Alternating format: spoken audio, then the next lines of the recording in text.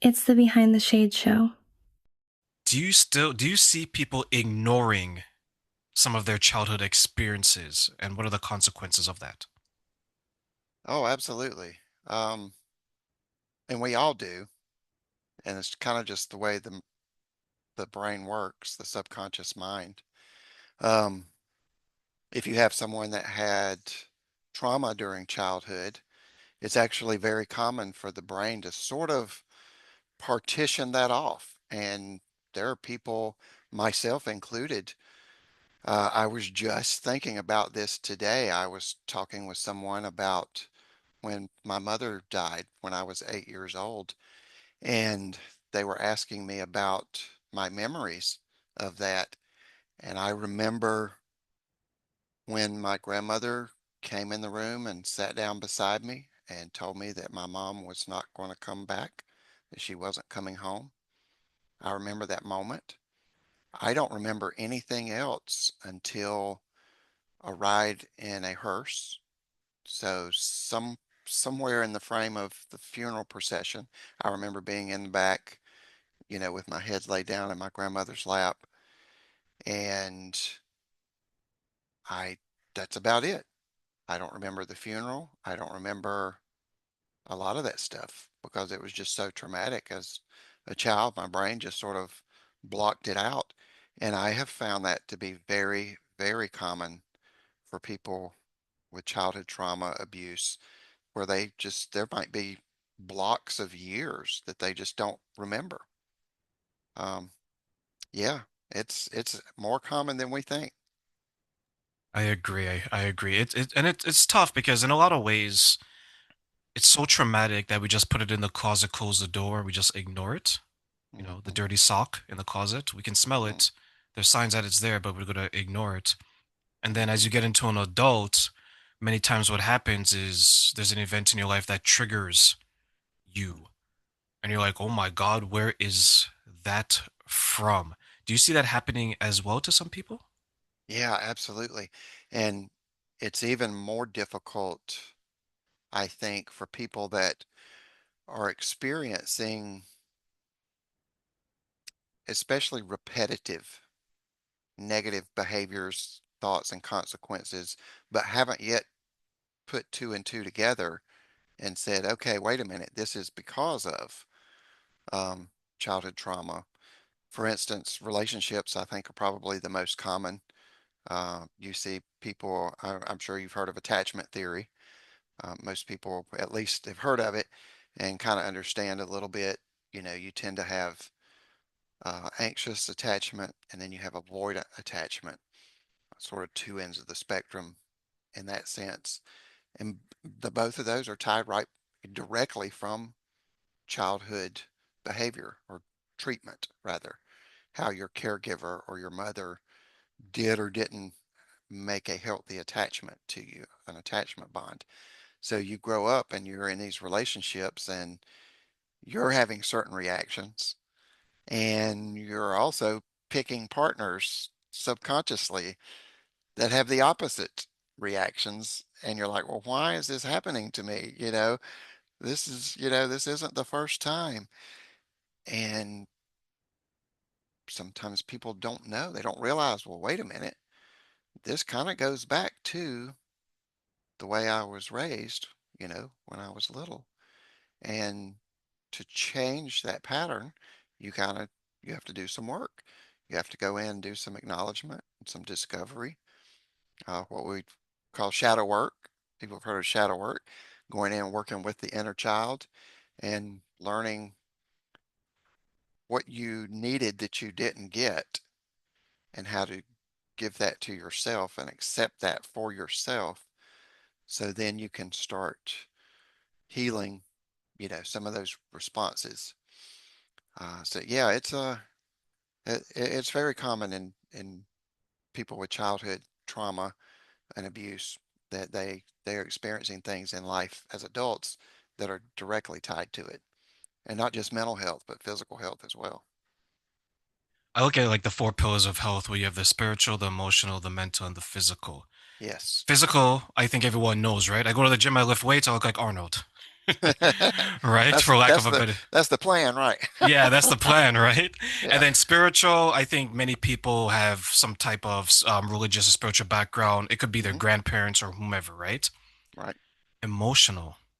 I think that's probably one where so many people miss Hmm. because we're not trained and we're not taught. There's that joke, right? Like men could only experience anger and women can experience every emotion but anger, Right. right? There's that disconnect. And you shared something like when it comes to attachment styles. What do you then think are maybe some of the obstacles that people face when it comes to identifying maybe their attachment styles and how it impacts their relationships in adulthood? Oh, that's a good question. Right off the bat, I think of personality. So we all typically believe we just have a certain personality. Like I'm me and you're you. And that's just the way you are because you're you. But sometimes if we can take a step back and look at patterns and say, oh, wait a minute, I'm doing this, this, this, and this regularly, or I've done it, throughout these many years.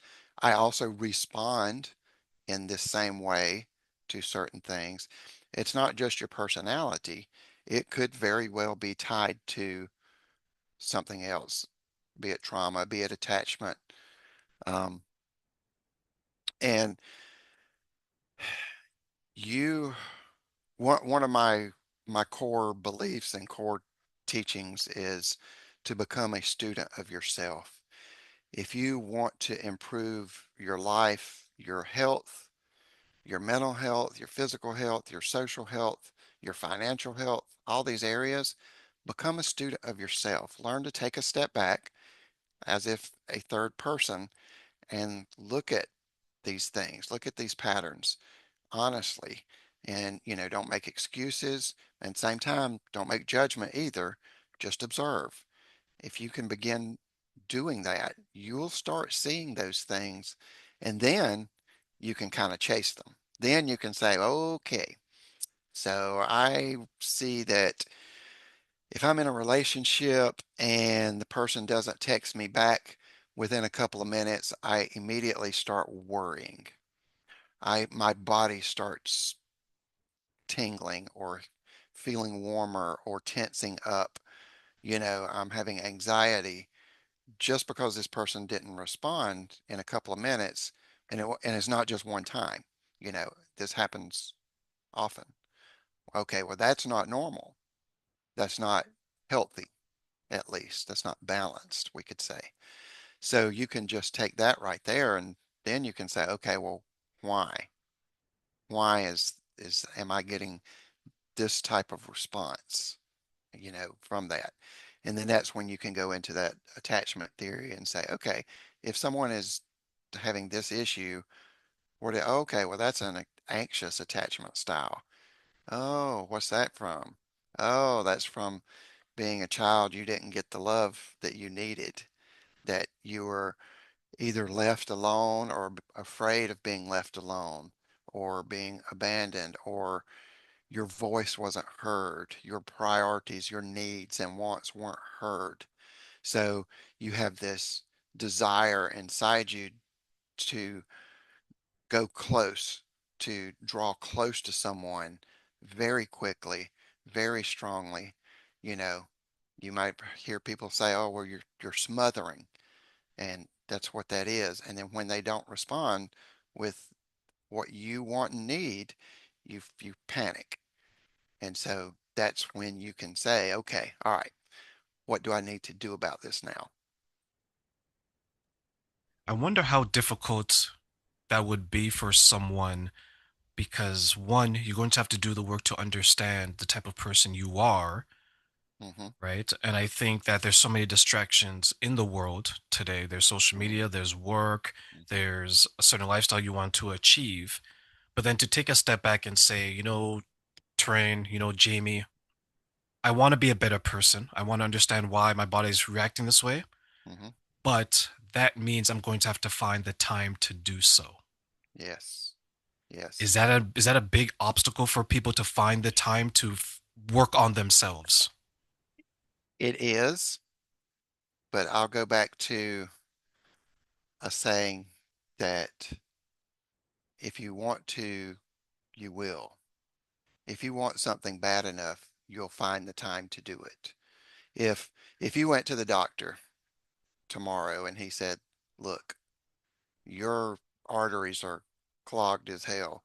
You're like a month or two away from having serious cardiovascular issues, possibly a heart attack, possibly something.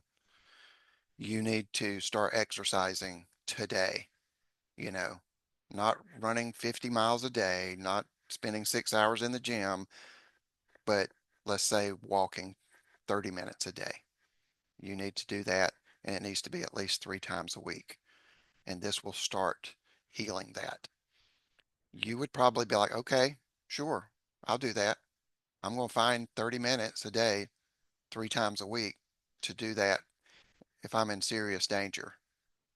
Um, so you kind of have to look at it like, do I want this bad enough? Have I hurt enough in relationships? Have I hurt other people enough in relationships